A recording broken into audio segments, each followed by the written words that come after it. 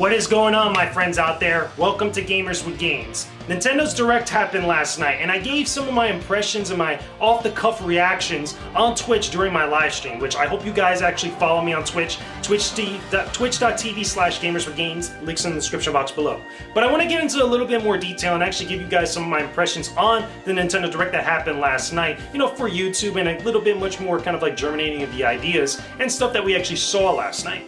Now, despite the leak that happened the day before, again, there was a lot of information that happened during this Nintendo Direct that actually got leaked the day before, and I did a video about that here on the channel. But let's discuss what was actually confirmed and some of the cool, interesting surprises that we got despite most of the stuff being spoiled.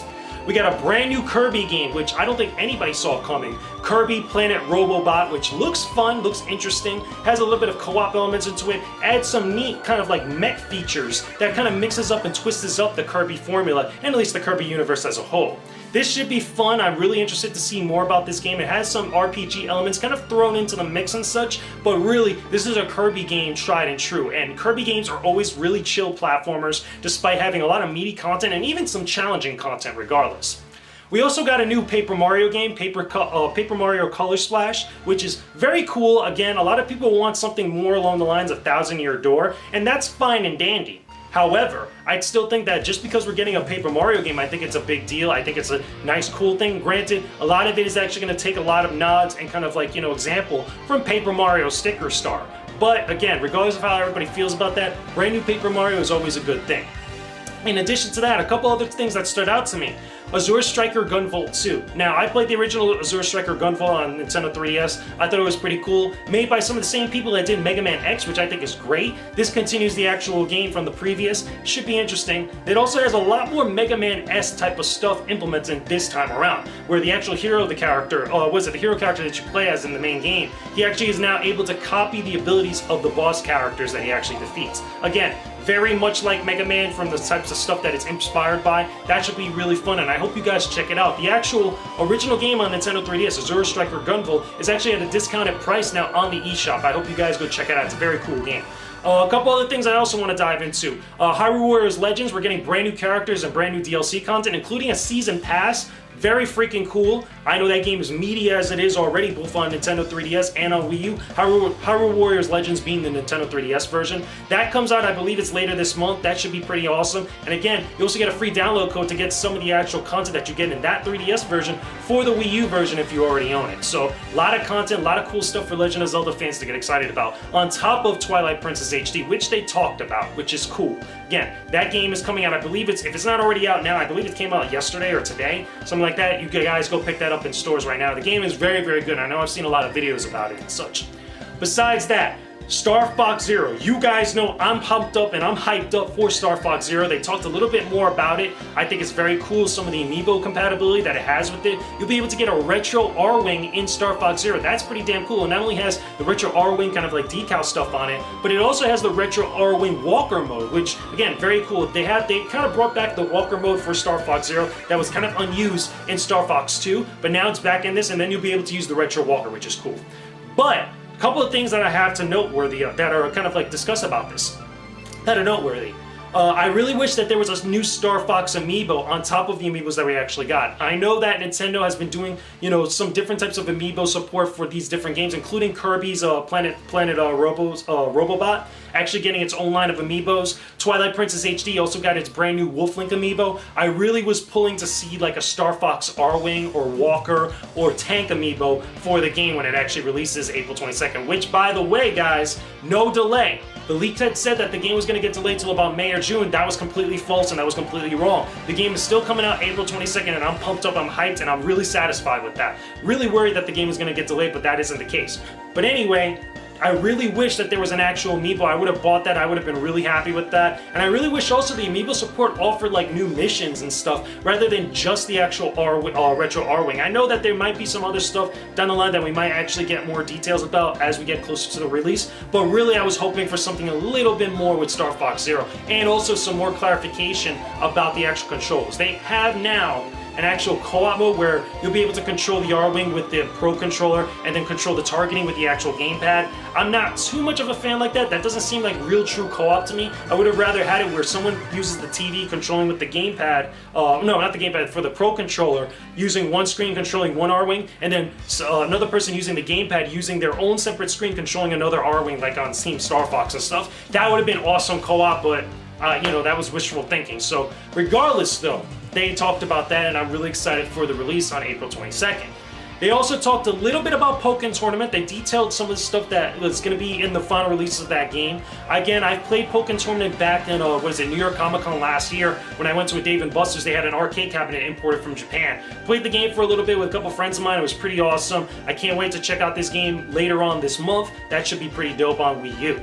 Also, they also talked about Metroid Prime Federation Force. Now, one of the things I have to discuss with this is that this game is getting a lot of unfathomed hate, like, you know, unfounded hate, just on the simple fact that it's not a true Metroid Prime game.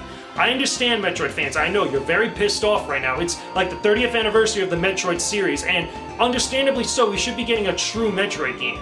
But here's the thing about this, and I think there's two reasons why this is unfounded. Number one, I have a strong feeling that Metroid Prime Federation Force might actually bring something good to the table. I got a chance to check it out at E3 this past June, and I didn't get a lot of hands-on time with it, but some people said it's alright. Again, they're just really down about how it's not a true Metroid game where you're playing as Samus and stuff. It looks a little bit much more of like an arena-based type of game, you know, on the same level as like esports or something, or at least, you know, Nintendo's attempt at that. That's fine and dandy and such. But from what I saw in the trailer, I thought that it was looking very interesting. It's trying to offer something different to the Metroid universe and really kind of like flesh things out, or at least offer some sort of like alternate perspective or extra kind of content into that universe outside of what's going on with Samus Aran. Because I don't think that the actual Federation or the Space Pirates or any of these other people are just lingering around and just hanging out when Samus is actually out there doing her own thing.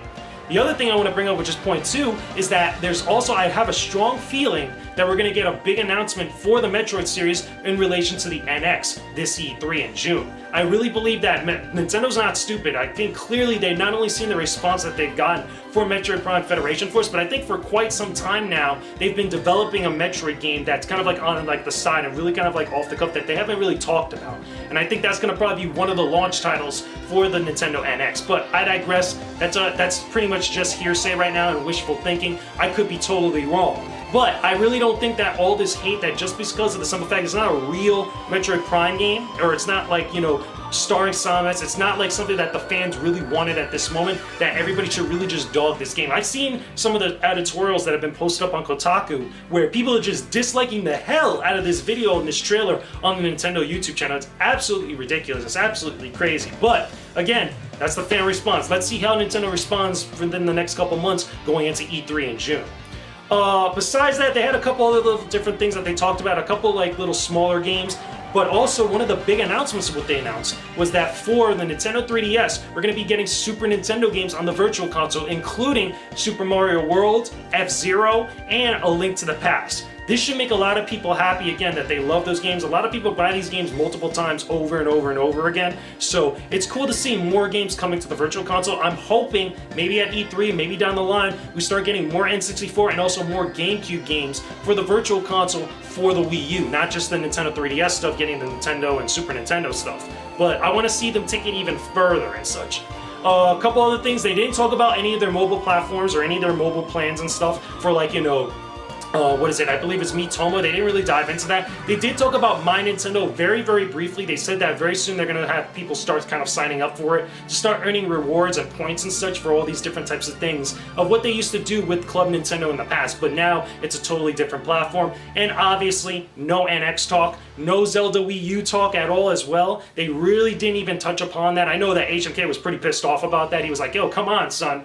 But I can understand why, because a couple months from now, not only do we got GDC right around the corner, which apparently Nintendo canceled all their plans for GDC, but also we have E3 right around the corner in a couple months. That's going to be a big deal. I have a strong feeling that Nintendo's going to come out swinging, busting out all their information right out the gate during the Nintendo Direct at E3 2016. So with that being said, guys, that's all the thoughts I got for all of you. Again, I thought it was an interesting direct, very diverse. They had a lot of stuff that they talked about.